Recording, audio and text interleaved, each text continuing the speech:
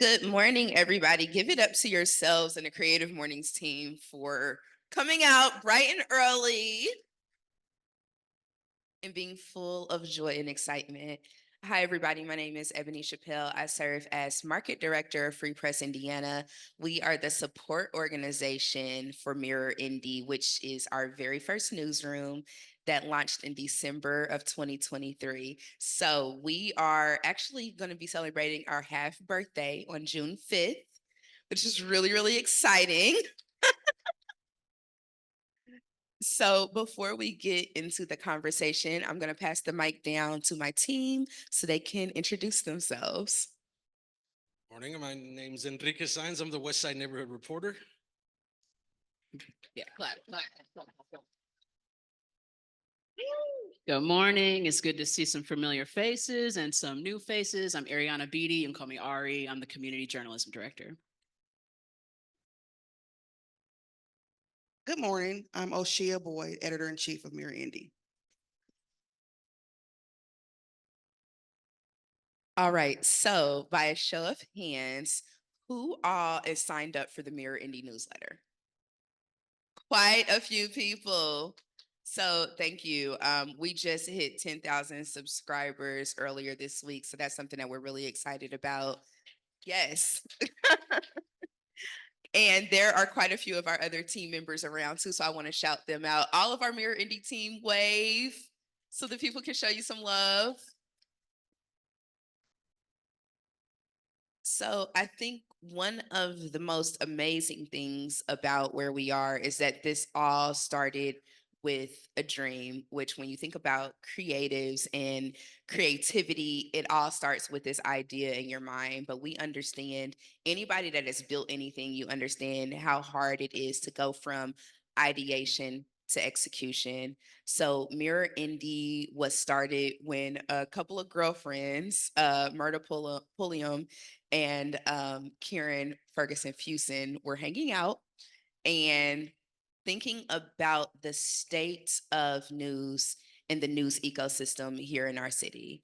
And this is a conversation that's been happening nationwide around access to news and access to community based news. Because I don't know if you guys have noticed, but in communities where there is no local voice, you're stuck with whatever's being piped in and you don't know what's happening in your community, which is one of the reasons why Mirror Indy got started. So to get into our conversation a little bit, we started when there was no name. Most of the people sitting up here, it was just a concept.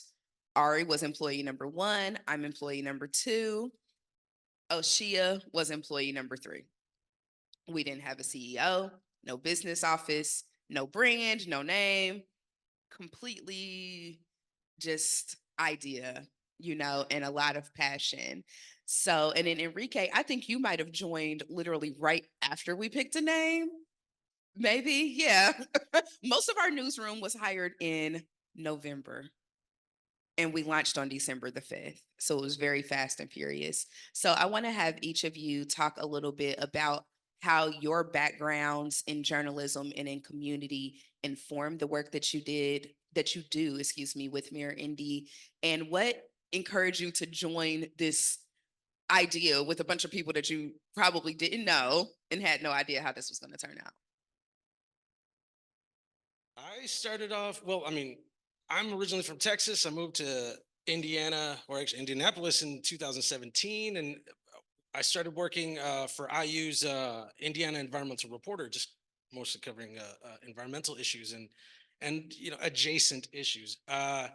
So when the opportunity came up to work here, it seemed like a strange kind of combo. But then I started thinking, I live on the west side, especially West Indianapolis. We got a lot of environmental issues. I can make this work. So, and then it was more of a matter of looking out and seeing, what else is here. Because sadly, on my part, I lived here for in West Indianapolis for 5 years and didn't really know much about my community, which is poor on my part. But I'm getting out there now. So I'm learning and not just learning about it myself, but learning from other people. You know, why don't you check out this? And I still need a lot of help, you guys. So if you guys have any ideas, I'll give you my business card. Gosh, I feel like I'm living my dream. It's not my dream, but we've all dreamed a similar one, and I'm walking in my purpose in this role. After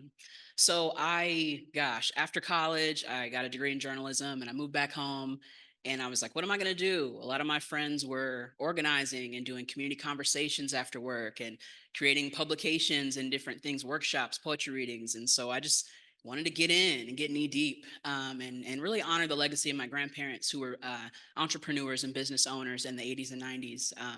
So I ran a publication called FAF Collective and interviewed Black and Brown artists. Clap if you know, please. We ran for 7 years, interviewing artists, giving a voice to folks that I just feel like weren't covered, especially Black and Brown artists. That work morphed into working with neighborhoods, as you know, artists trying to find their way. We do what we can. So that led to working with neighborhoods, thinking in asset-based community development focus, going to neighborhood meetings, asking folks, what do you want to do with this? Whether it's ARPA funds and neighborhood grants or creative placemaking grants. And then I had an amazing friend text me about a job, starting a nonprofit local newsroom. And it clicked that night. I stayed up all night and applied, and I was very comfortable where I was, but I knew that local news is it for me, talking to neighbors about what they want and just sitting, like just asking, and then I'm going to just do this and hear what you want and then apply that from a very grassroots level. I always feel like I took the different path from my peers in my journalism class in college, but I'm thankful for it because I feel like I stayed true to me, stayed grassroots, and look at what you can do with some amazing folks. So yeah. So for me, my dad asked me a few months ago if this was my dream. And I said, no, this was never my dream. And he was like, what do you mean? I said, this was not possible before. So I didn't even think to have this kind of dream, to have this kind of news organization was not a thing when I graduated from Ball State back in 1997. This was you went and you worked at a newspaper. That's just what you did. You didn't start a nonprofit newsroom. Nonprofit newsrooms didn't even exist to the extent that they exist now.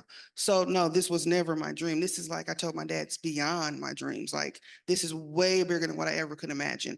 I imagined myself being an editor, which I was, but never an editor of a new organization, a startup organization at that. And what I've found about Mirror Indy that's so interesting, and the people that are here, is that most of us were happy where we were.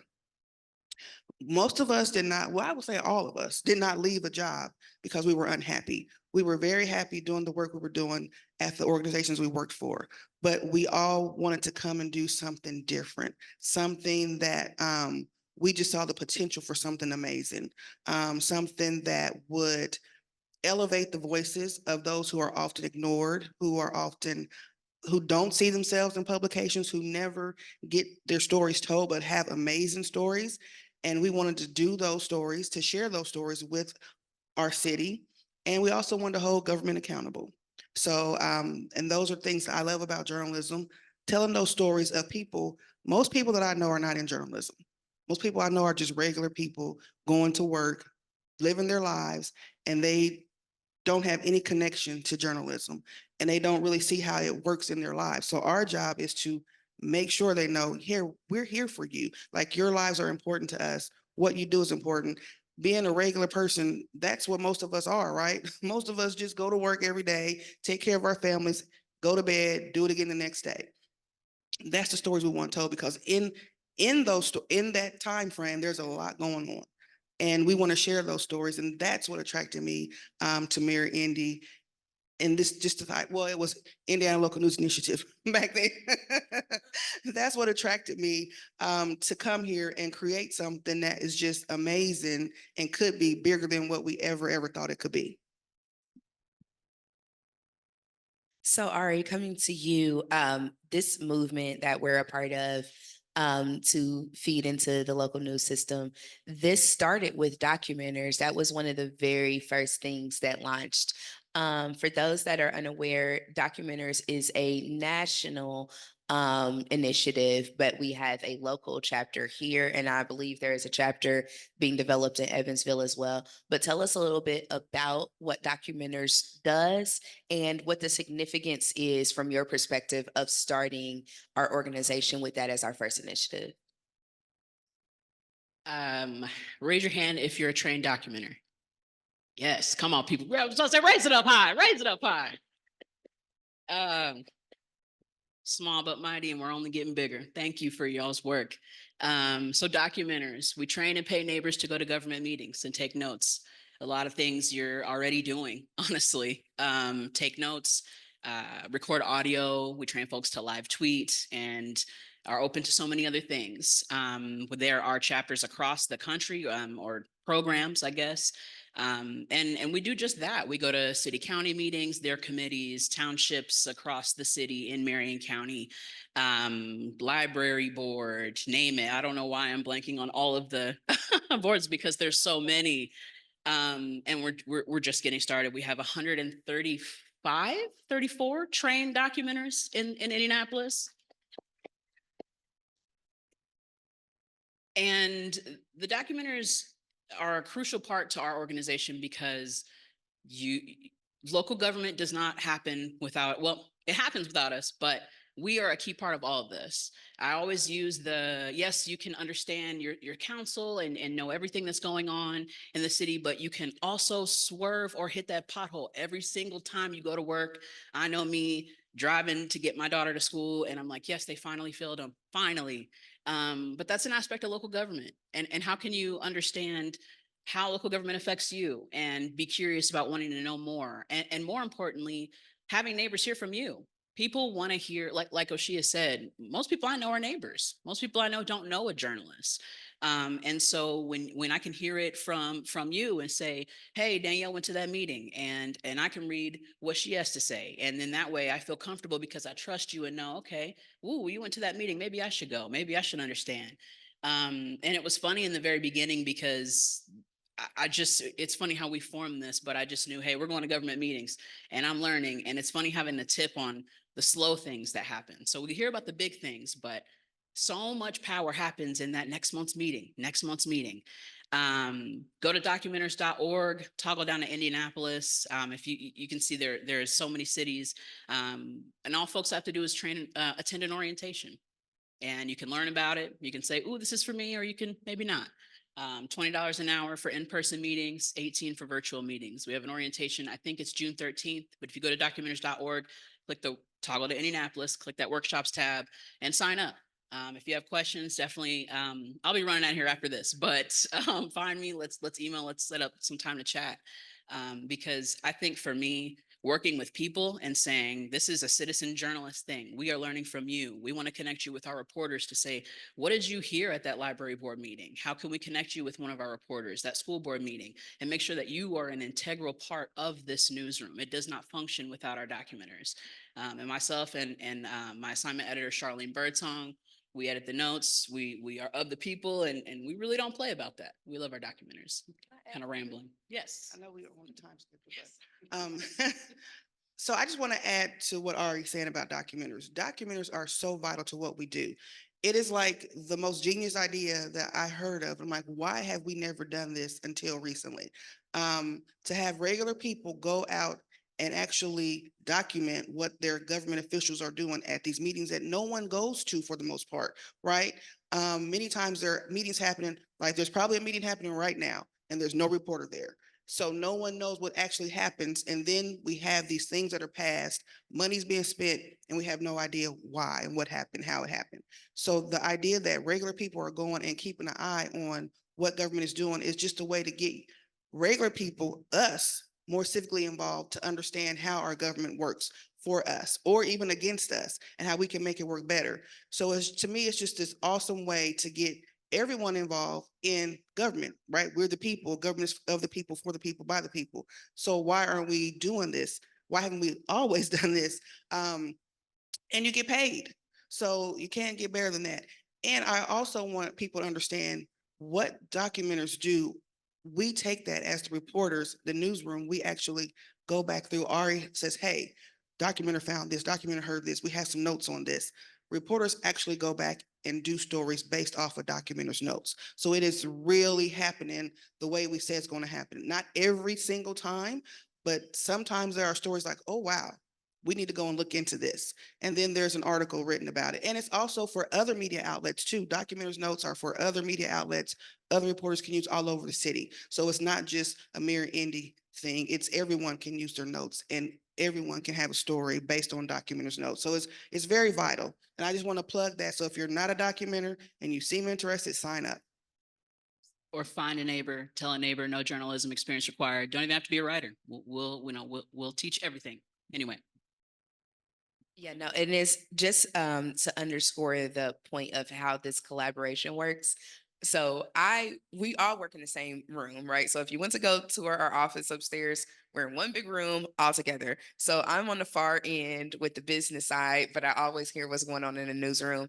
And the reporter in me is just like, oh, I'm so nosy. I want to and I would just interject, right? So a perfect example. So Carly Lanish, who is here, our K through 12 reporter, actually has a story up on the website right now. I think it came out this week about some troubling comments that happened at a Franklin Township school board meeting. She knows what happened because a documenter was there and that meeting was audio recorded. And we're all sitting in the newsroom like, why would he say that? I'm not going to tell you what he said because you need to read the article and hear what he said.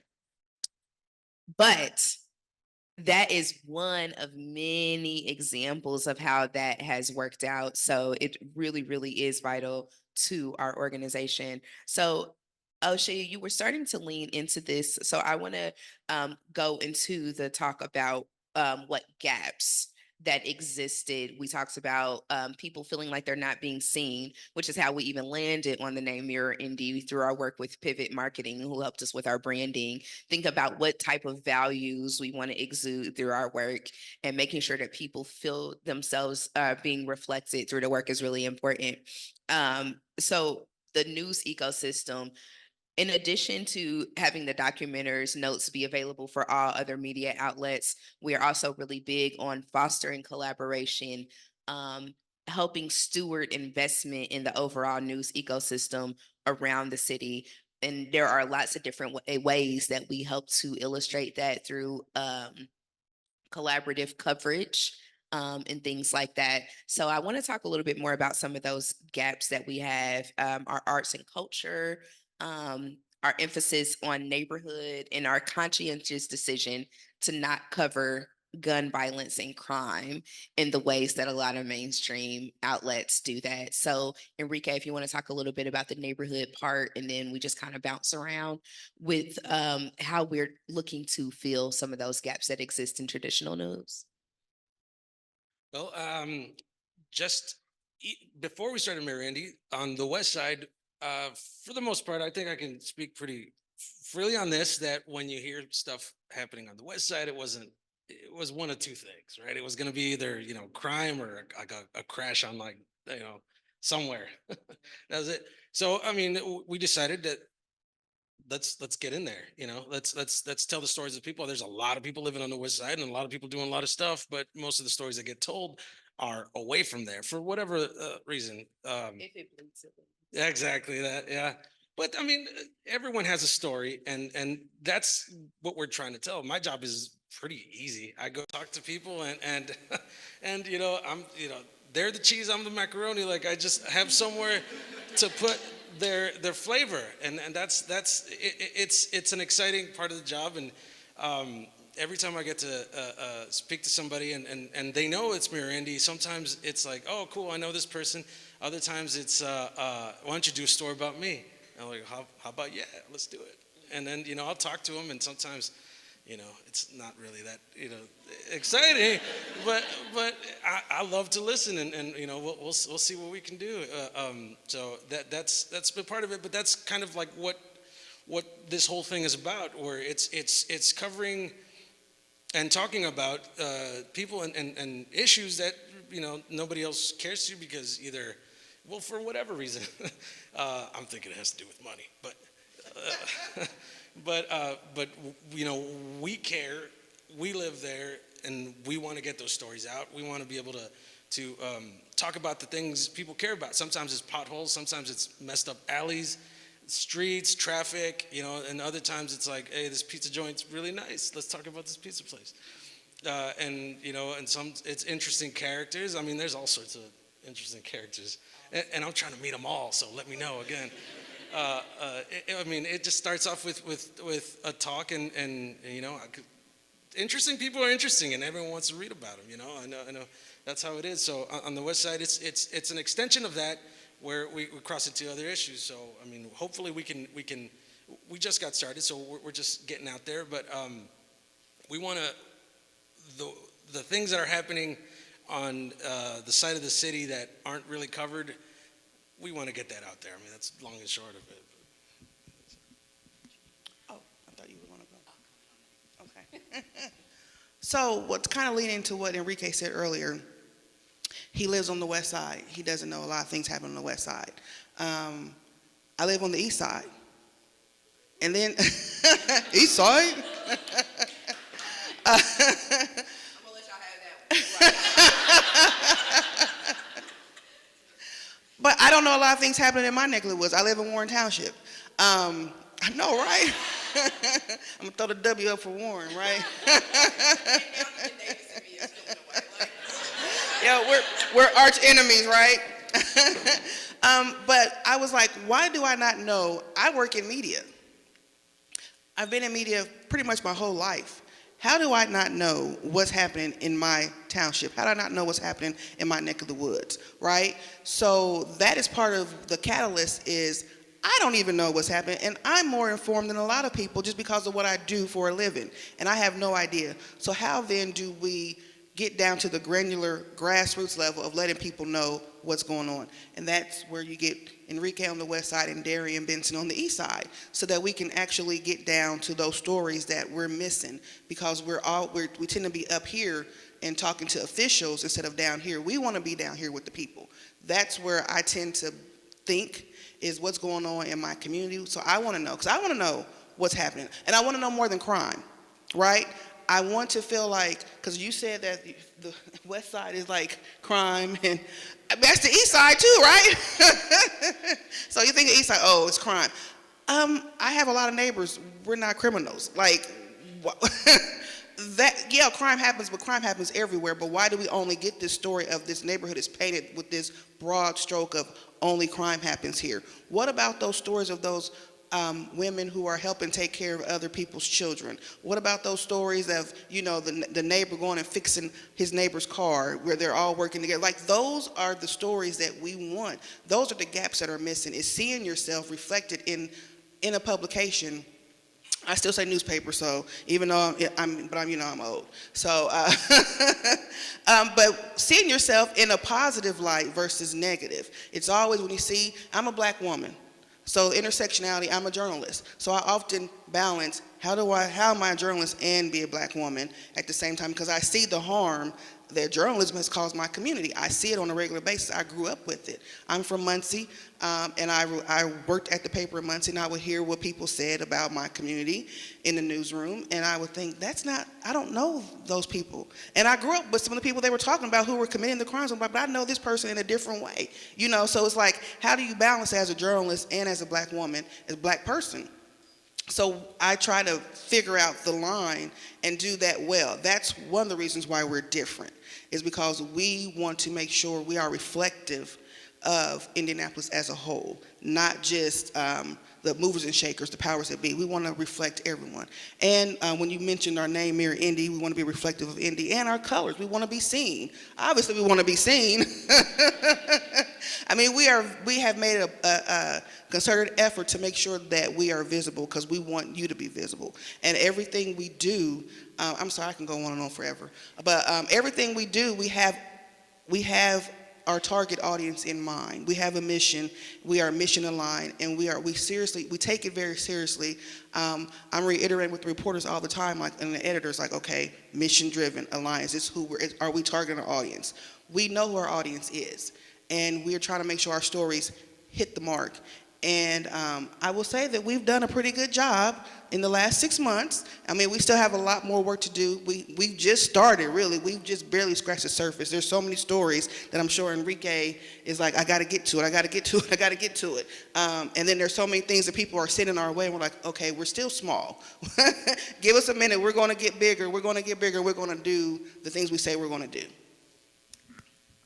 The last quick thing I'll add are our community listening sessions and our chat and chew, formerly known as our office hours, chat and chew with Mayor Indy. So another part of my role is engaging with neighbors, which is I find the magic to my work, and that another piece of our bread and butter is going around the city every month to different community locations, gathering places, and listening to neighbors and asking the question, what do you want from local news? What stories do you want told about your neighborhood? And then listening to their feedback and bringing it back to the newsroom. Neighbors want to hear you want to hear stories about people like you. You want to hear stories, good stories about community things happening. People want to hear good news as well. And so we're listening to folks, and we have a lot more to go. We did just get started, but a big piece of informing our work is just asking folks and then inviting, say, hey, come every other Wednesday, come hang out with us, come have lunch from 12:30 to 2. We're by the stage, we're at the amp, you know where we are. Sign up for our newsletter, you can reply to it. You have something, send it to us. We're listening. We want to make sure that we are filling these gaps and wanting to know where should we be, what events should we be at. We work for you all. I believe that journalists are public servants, so how can we make sure that we're telling those good stories about that food pantry near you, about the person that takes care of everyone's kids in the neighborhood, and those good people that keep us going? Because we've been saving ourselves. I've been seeing it from neighbors and listening to it in this work I've been doing for years. So it's cool to have an archive of it in this way.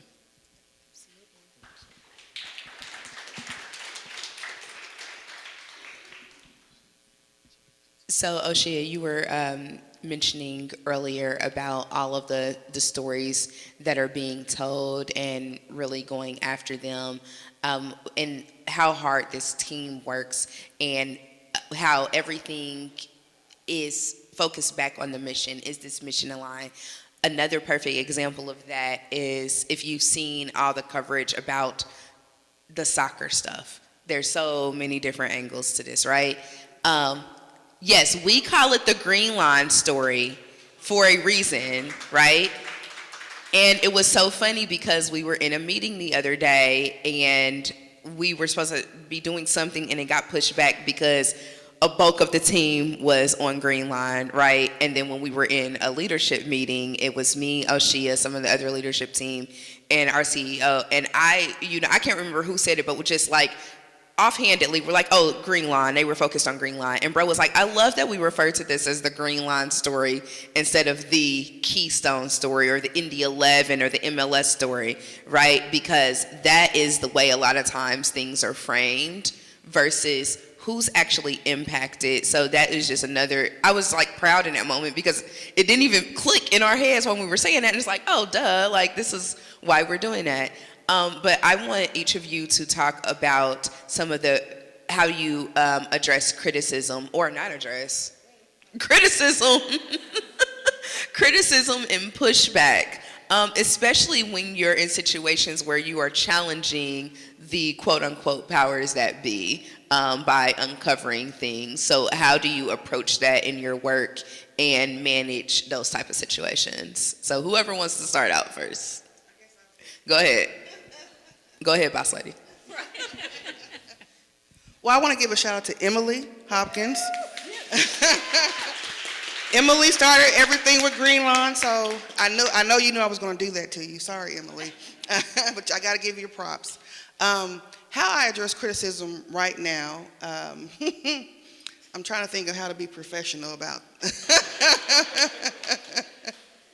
The younger me was all for the smoke. I had time. I had plenty of time to answer emails, and I was like Kermit the Frog, typing furiously a response to let you know how wrong you were about whatever you said. The older me, the more mature me, is like, whatever. It doesn't matter. What matters is what our readers, our community thinks. if we make a mistake, we want to fix it. That's always been uh, tantamount to who I am as a reporter, as a journalist. We fix our mistakes. But just because you don't like what we said, if it's true, that's on you. Of course, we get pushback. People tell us, I just read an email where someone talked about our colors were horrible. And and why would we choose those ugly colors and on our website, and I'll help you fix them for free. And then I'm like, we paid a lot of money for these colors. But but then he turned around later and wrote another email saying, never mind. I get it. I went to your website. I get it. And your colors were good for them. And I was like, oh, okay. So I shared that, and I had a chuckle. And that's kind of where I'm at now with pushback, is just, you know what, I got to keep it moving. I don't have time.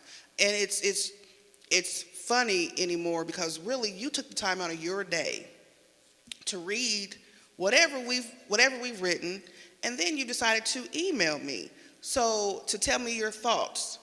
So you spent more time on me and Mayor Indy than we ever have, you know. So I'm just like, well, thank you for reading, and thank you for commenting. And that's pretty much where I am now. Is thank you for reading, thank you for commenting. I appreciate the time that you took to let me know how you feel.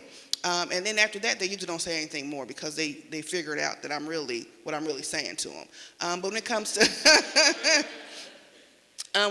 to like when we first, I guess I need to go into, when we first decided we were going to have a newsroom, we got a lot of pushback from people from other news organizations, want to know who we were we going to last, what we were going to do, negative comments, and we were like, we're different. And there was a lot of fear of like, we were poaching people at one point. People applied. We didn't poach. I just want to say that. People applied. You can't help that, right? But what we have done is something that's so different. We couldn't help people want to be a part of it. And people were also afraid, you know, what's this new thing going to do? How's this going to work? I don't know how it's going to work because it's so new. We didn't go into it with like, yeah, we walked into like, oh Lord, please, please work. But we were like, we're going to show you that we're different. We're collaborative. We want to work with news organizations. While I'm a competitive person, I will not pretend I'm not competitive.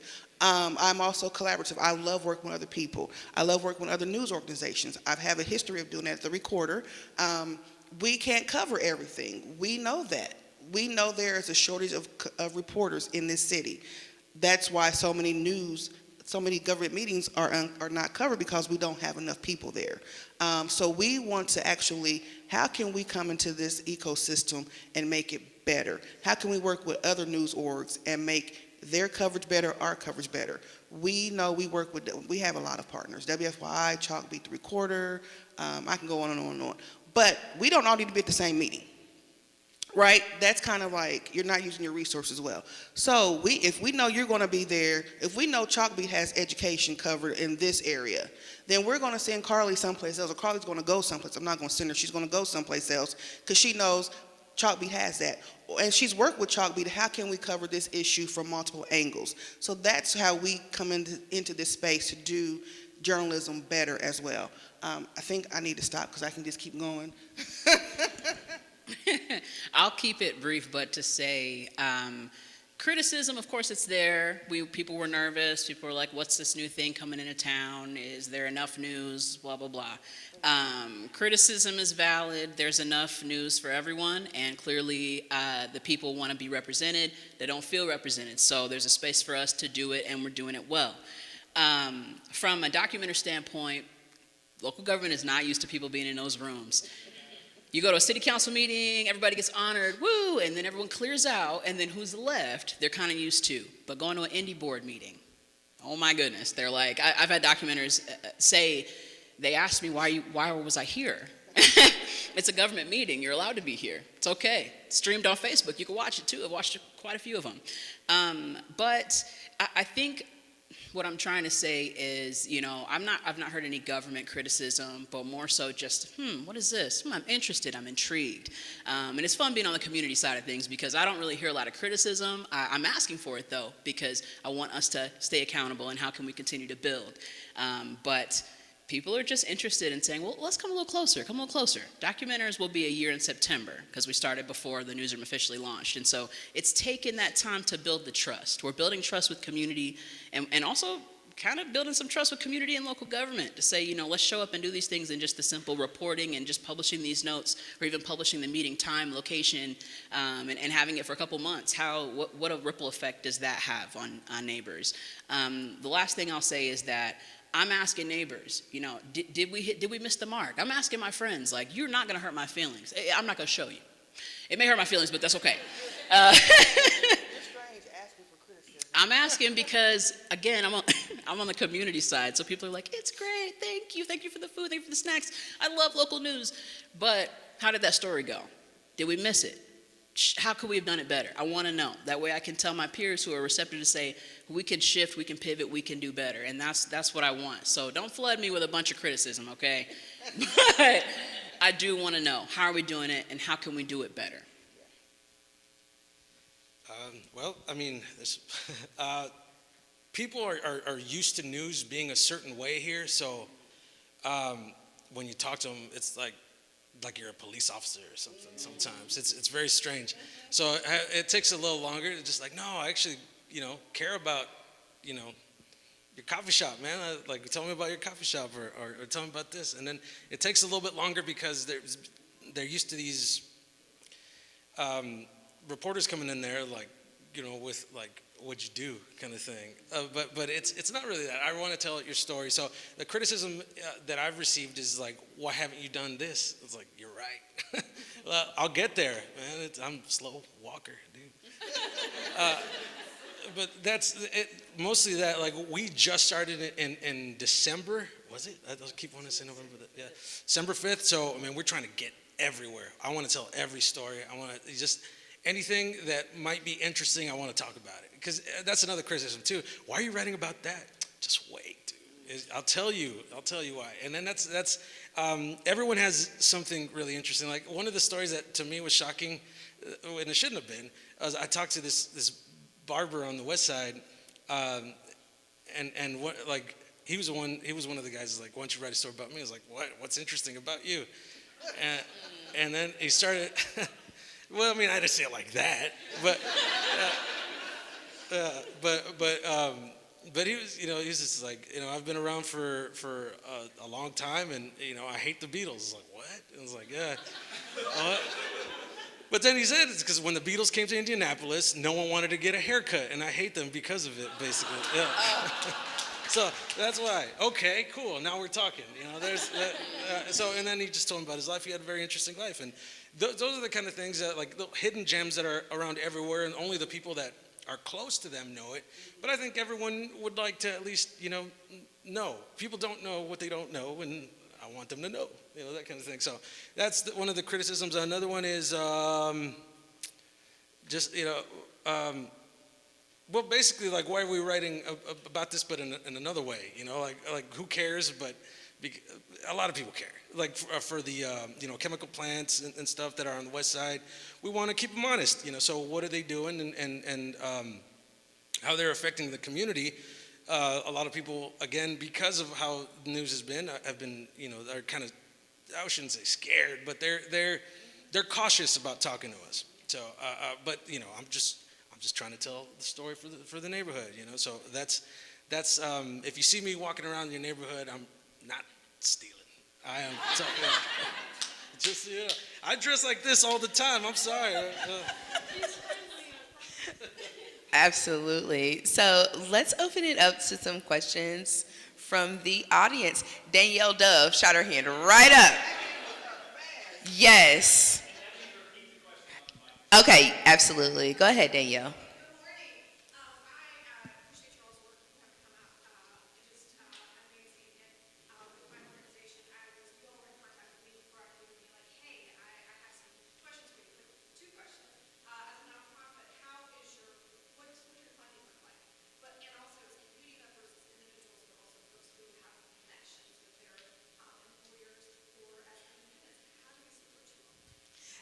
Excellent question. So Danielle's question, for those that are listening online or sitting on the other side of the room, Danielle's question is about how are we funded, and then how can people support us? There's Ryan. Ryan being our Vanna White. So, how we are funded, we are a nonprofit newsroom, so we are funded by a combination of grants that we go and apply for, also private family foundation funding that we also have to, go and talk to people about. Peter Hanscom, who is on our team up top. Me and Peter sit literally right next to each other, so if we were on an airplane, we'd be having to figure out whose armrest it is. That's how close we sit next to each other. So yes, so we do go and actively fundraise, and we also are really invested in crowdfunding and micro donations, where the QR code that Ryan just so beautifully showed around, you can donate. You can donate as little as it makes sense for you. So we have people that are monthly supporters, and their donation might be $15 a month. And then if they pay for the processing, it's like $16.94 a month or something like that, right? But that's really important to us, because every dollar counts, every little bit counts, to be able to make sure that we are set up well to continue doing this work for years and years to come. So that's it. Any other? Yes, you're very welcome. Yes, and please, what's your name? Corey. Okay.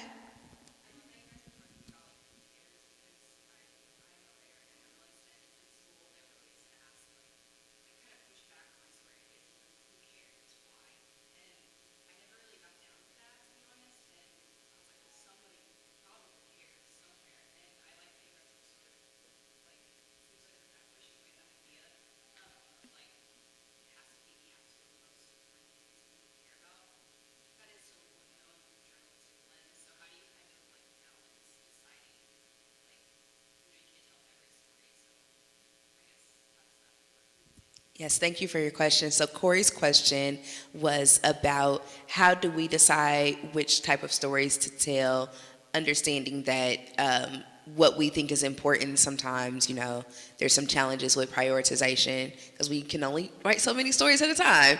But who wants to take that on? Okay. Go for it. Sorry to reach across you. I don't have a full story as the community director. I'm hanging with the people, and but it's cool because I'm like, hey, you know me, trust me. What do you want to hear? What do you want to see? And so sometimes I hear things, and I'm like, I don't know. I definitely have that sunshiny perspective where I'm like, that small community build, that sign that neighborhood put together is important to me. Like, to who cares? I care most times, but you're right. You have to use that lens of like, does this make sense for right now? Is there more? Is this kind of a nugget of something to come? And so what I do is I just pass it along. I used to pass it along to the editors, but I'm like, we're cool. Me and the reporters, we hang out. So not really, but anyway, in the newsroom. So I'm like, let me pass this on to you. And I always say, I'm not sure if this will be anything, but I'll leave it up to you. And then we'll go from there. And if nothing else, it's on our radar to even have our reporters thinking differently in this community mindset to see, okay, so when I come across this thing, when I talk to this person about their barbershop or about hair, why does this matter? And they can think differently. But I try to leave it up to them to not say like, well, why didn't I see that? And also let the community member know, like, this isn't, you're not going to see this on Mirror Indy tomorrow. I don't know if you'll see this, but keep watching, we'll see what happens. I hope I answered that. Yep. Oh, Shay, you want to ask it? Please, for that. Yeah. Well, from, I guess, a past reporter, now editor, it takes news judgment, conversations. It doesn't just happen overnight. We are still working to change our mindset to think, okay, community, our audience, this is for our audience. Is this for our audience? No. There are stories that we're getting. We're Mirror Indy. We're very clear we're Mirror Indy. But so many organizations cover all of the greater Indianapolis area that, everybody's like, oh, it's in Avon, it's in Pendleton, it's in blah, blah, blah. And it's like, we're Mirror Indy, though. We can't start covering those stories because we have so many that we haven't told in Indianapolis yet. So, or in Fishers, or Noblesville. That doesn't mean it's not good stories, but we have to focus on Indianapolis, and it's been a mindset for us, and also training us as well as training our community that no, we're only Indianapolis. And it's so we have conversations all the time about, is this newsworthy? Why do you think it is? Why don't you? And we don't always agree. Reporters. So Enrique has to pitch his story to an editor, and they have a discussion about, okay, how's this going to work? And like Ari said, it could be just a nugget sometimes. Sometimes it doesn't have to start with that initial conversation. Sometimes you just hold on to it, you put it in your pocket, and say, okay, I'm going to wait till I get something more to develop it. Sometimes we see something, or a PR person pitches us a story idea, and we're like, I like what you have in here. I don't really necessarily want to go with the angle you're taking me, but I like what's in here. So how can we work it? Because we want to be people focused, people centered at all times. Like Ari says, she views this as service. We are service oriented. How can we best serve our community? So that is top of mind in everything we're trying to do. All right, questions? Yes, go ahead, Danielle.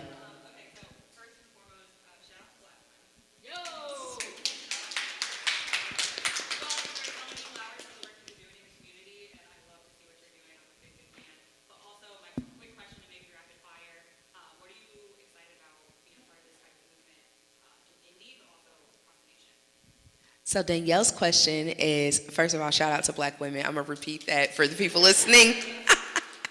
Little shameless plug. No, yes, yeah, no shame, no shame.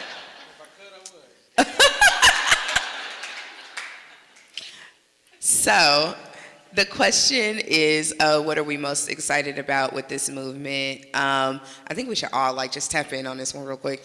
I think what I'm most excited about is having the ability to not only raise the collective consciousness of people through storytelling, because I think sometimes people don't realize how much our lives are dictated by narrative and storytelling.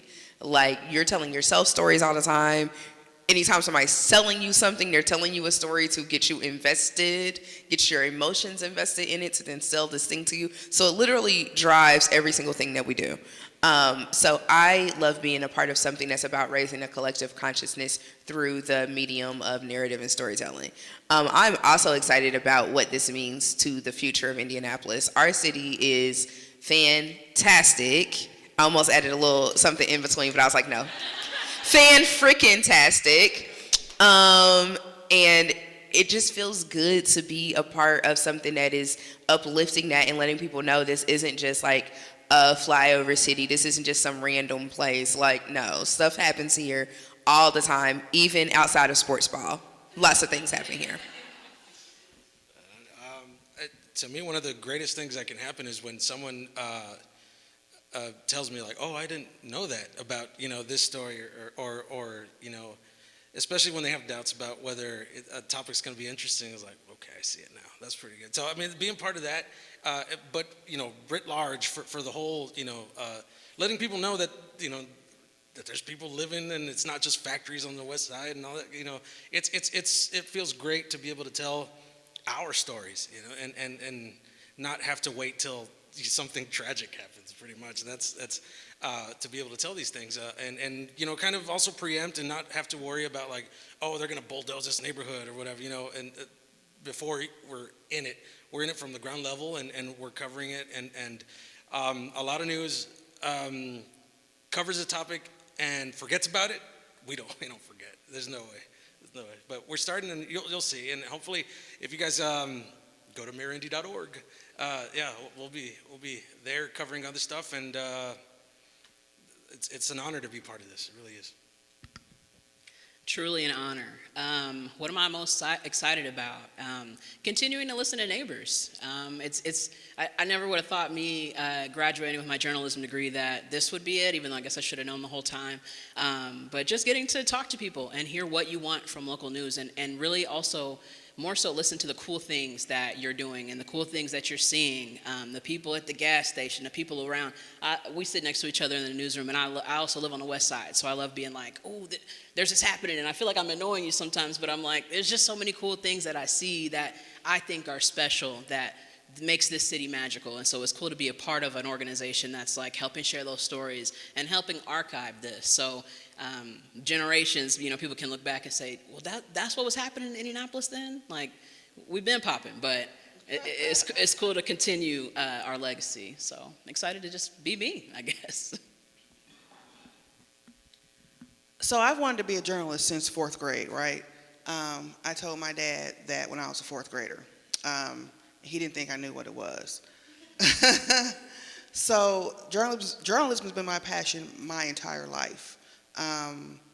So what excites me is to be able to do this job I love, this career I love. I kind of nerd out about journalism, like my family members are like, okay, you don't have to always be a journalist. You don't have to always be a reporter. I'm like, yes, I do. It's who I am. So it's a passion. Journalism is a passion. Being black is a passion. Telling stories is a passion. Sharing other people's stories. I'm very interested in people's stories. Like the stories I love to write most were profiles of people, because I love sharing people's stories, and I'm nosy, right? So being a journalist is a great way to get to be nosy, and I like knowing things first. I like being the first to know, so then I can go and tell everybody what I know. I'm like, yeah, I got the scoop. So I love that. That for me is what excites me. Just everything about what we do excites me. And I mentioned earlier accountability. Accountability didn't excite me at first. It started exciting me as I got older, and I realized how much government plays a role in our daily lives and how much we don't realize it. So holding people to account, because they're supposed to be our servants too, right? We pay them with our tax dollars, yet they do whatever they want to do. So that came later to me, holding them to account. So that is another thing that excites me is, okay, how can we make sure that they're doing the job that you elected them to do, that you're paying them to do? Because we are servants to you and we are government watchdogs. That became really, really important to me later in life as a journalist.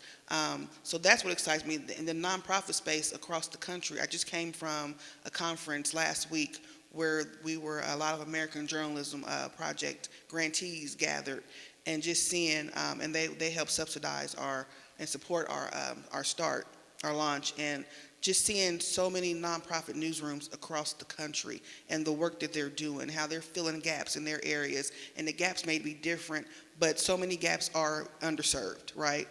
Lower socioeconomic, underserved communities. That's the gaps we're filling. And just to see that work was just so inspiring. I came away like excited, ready to do even more work. So just what's happening in journalism, it's a trying time, but it's also an exciting time. We have so much going on with democracy and all the things. I won't keep going, but it's just very exciting right now to be in this industry.